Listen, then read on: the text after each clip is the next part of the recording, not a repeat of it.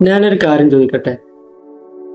നിങ്ങൾ over think ചെയ്യുകയാണോ അതോ ശരിക്കും പ്രോബ്ലം സോൾവ് ചെയ്യുകയാണോ? രണ്ടും ഒരുപോലെയാണെന്ന് തോന്നാം, പക്ഷെ വലിയൊരു വ്യത്യാസമുണ്ട്. ഒരു പ്രശ്നത്തെക്കുറിച്ച് നിങ്ങൾ ചിന്തിക്കുന്നുണ്ട്, ചിന്തിച്ചുകൊണ്ടേയിരിക്കുന്നു, വീണ്ടും വീണ്ടും വീണ്ടും ചിന്തിക്കുന്നുണ്ട്. രാത്രി കിടക്കുമ്പോഴും അതേ ചിന്ത, രാവിലെ എഴുന്നേൽക്കുമ്പോഴും അതേ ചിന്ത. പക്ഷേ ഒരു ചോദ്യം, ഇത്രയും ചിന്തിച്ചതിന് ശേഷം നിങ്ങൾ ഒരു സൊല്യൂഷന്റെ അടുത്തേക്ക് എത്തിയോ? അതോ തുടങ്ങിയ സ്ഥലത്ത് തന്നെയാണോ ഇപ്പോഴും എത്തിയത്?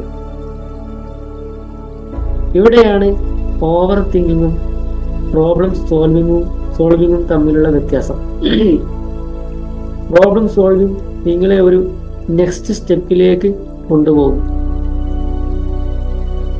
ഓവർ തിങ്കിങ് പലപ്പോഴും അതേ കാര്യത്തെ വീണ്ടും വീണ്ടും മൈൻഡിൽ റീപ്ലേ ചെയ്യിപ്പിക്കും. എന്തുകൊണ്ട് ഇങ്ങനെയൊക്കെ സംഭവിക്കുന്നു? അന്ന് ഞാൻ അങ്ങനെ ചെയ്തിരുന്നെങ്കിൽ നാളെ ഇത് വീണ്ടും സംഭവിച്ചാലോ? അവർ എന്നെ കുറിച്ച് എന്തൊക്കെയായിരിക്കും ചിന്തിക്കുക?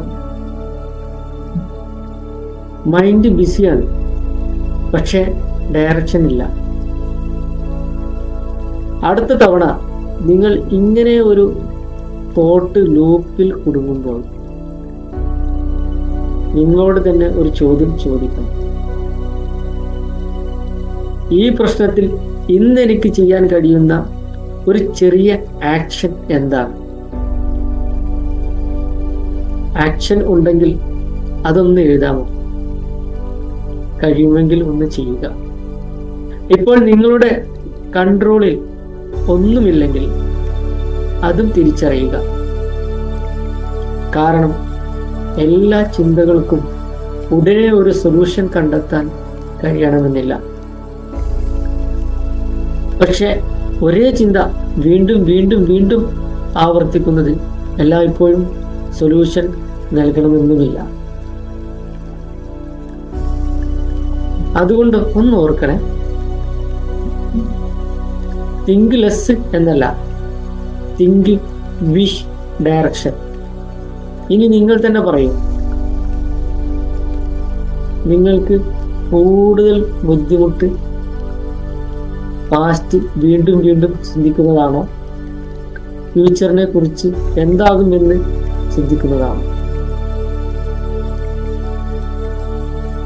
പാസ്റ്റ് അല്ലെങ്കിൽ ഫ്യൂച്ചർ എന്ന് കമന്റ് ചെയ്യാൻ കഴിയും. ഇത്തരത്തിലുള്ള മൈൻഡ് ആൻഡ് ബോഡി ബാലൻസ് വീഡിയോകൾക്കായിട്ട് എന്നെ ഒന്ന് ഫോളോ ചെയ്യണം. അപ്പോൾ വീണ്ടും കാണാം അടുത്ത വീഡിയോയിൽ. Thank you so much.